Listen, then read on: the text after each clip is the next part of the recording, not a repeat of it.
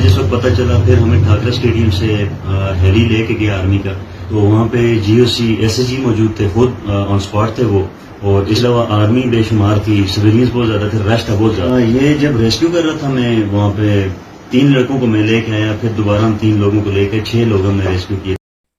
अस्सलामु अलैकुम वरहमतुल्लाहि व बरकातुहू। अल्लाहुम्मा सल्लि अला मुहम्मदिन व अला आले मुहम्मद कमा सल्लैता अला इब्राहीम व अला आले इब्राहीम इन्नका हमीदुम मजीद। अल्लाहुम्मा बारिक अला मुहम्मदिन व अला आले मुहम्मद कमा बारकता अला इब्राहीम व अला आले इब्राहीम इन्नका हमीदुम मजीद। लातदाद दुरूद व सलाम मेरे और आपके प्यारे तसून तमन्मोन आका हज़रत मोहम्मद मुस्तफ़ा सल्लल्लाहु अलैहि वसल्लम पर, आपकी आल पर और आपके असहाब पर।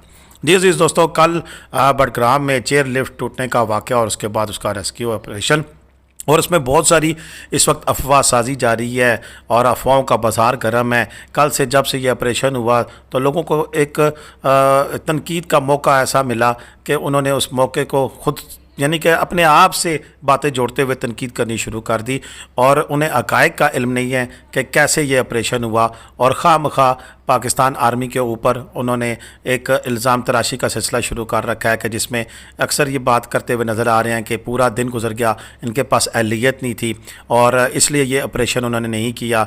इसके अलावा भी बहुत सारी बातें इस वक्त मार्केट में गर्दिश में आए, तो मैंने कहा क्यों ना हक़ाइक़ पर बात की जाए। और इस ऑपरेशन के हीरो अली स्वाति जो कि एवन ज़िप लाइन के मालिक भी हैं, फरीदाबाद पारस में इनकी ज़िप लाइन है, मेरी इनसे मुलाकात है, अच्छी दोस्ती है, उनसे मैंने रब्ता किया तो उन्होंने हमें क्लिपिंग बना के भेजी है, वो आपके सामने रखेंगे। वो हक़ाइक़ बताएंगे कि असल हक़ाइक़ था कि इनको लेके जाने वाले कौन है, ये वहाँ पर जब गए तो वहाँ पर क्या सीन था, और उसके बाद उन्होंने जब रेस्क्यू ऑपरेशन किया तो वहाँ पर क्या कुछ हालात है। ये सारी बातें हमारी इस वीडियो में होंगी। वीडियो मुकम्मल देखिएगा और वीडियो देखने के बाद शेयर भी कीजिएगा अपनी फेसबुक पर, ट्विटर पर, हर जगह, ताकि ऐसे लोगों का मुँह तोड़ जवाब दिया जाए जो कहते हैं कि पाक आर्मी ने कुछ भी नहीं किया।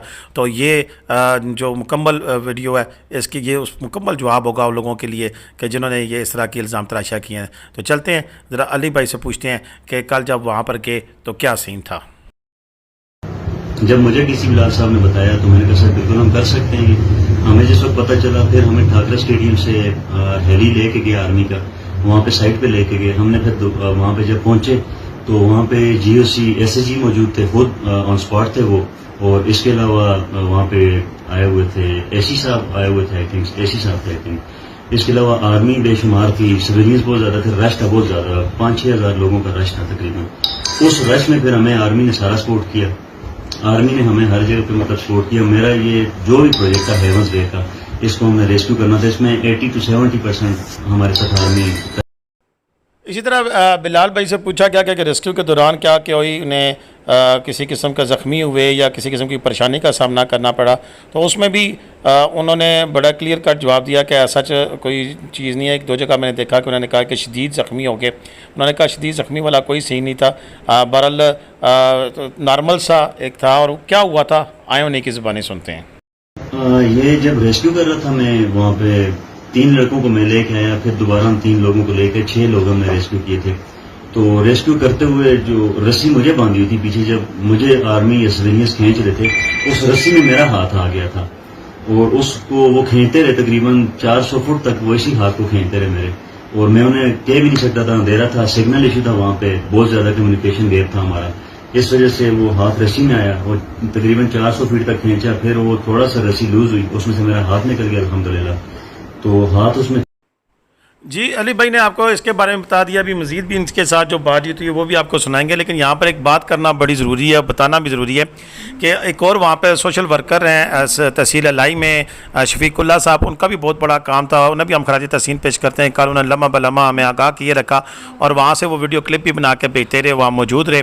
उन्होंने बताया कि लोकल कम्यूनिटी का बिल्कुल साथ था, जिसमें जब दूसरी दफ़ा ऑपरेशन क्लोज़ करना पड़ गया, और ऑपरेशन क्लोज़ करने की वजह जो सी उन्होंने बताई कि जब पहली दफ़ा हेलीकॉप्टर आया तो हेलीकॉप्टर की इतनी हवा थी कि वो एक रस्से के साथ, चूँकि वो डोली मुअल्लक थी और उसमें से बच्चों के गिरने का बहुत ज़्यादा खदशा मौजूद था, क्योंकि बच्चों के लिए वहाँ पर कोई ऐसी चीज़ मौजूद नहीं थी जिससे कि वो किसी के साथ कोई बेल्ट वगैरह या कोई ऐसी चीज़ हो कि जिससे वो महफूज रह सकते हैं और गिरने से बच सकते हैं।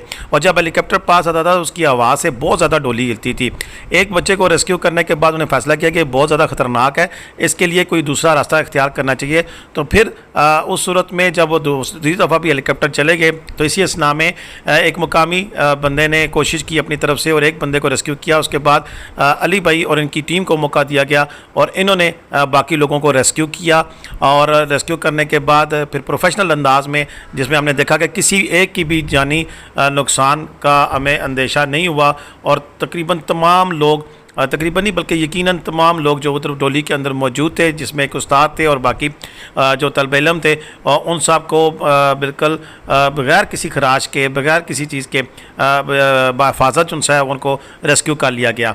ये इस लिहाज से भी तारीख़ी अमल का ये मौका था कि पाकिस्तान के अंदर इस तरह का वाक़या हो सकता है पहले बहुत दफ़ा हुआ हो, लेकिन इंटरनेशनली और नेशनली मीडिया पर पहली दफ़ा आया और लोगों को पता लगा है कि ये डोली पर अल्लाह ना करे इस तरह का कोई मसला मसाइल बन जाए। कई दफ़ा ऐसा भी हुआ है कि मैंने सवात कलाम में भी देखा कि डोली लिफ्ट के ऊपर से गिरने की वजह से लोगों की अमवात वाक़या हो गई हैं, क्योंकि काफ़ी हाइट पे होती है ये और बेसिकली इसको इस्तेमाल इस तरह ही किया जाता है कि इसमें जो फासला होता है वो बहुत ज़्यादा होता है पैदल, और इस फासले को शार्ट करने के लिए या तो दरिया की क्रॉसिंग पे लगाया जाता है या इस डोली को दो पहाड़ों के दरमियान रास्ते को कम करने के लिए प्लांट किया जाता है।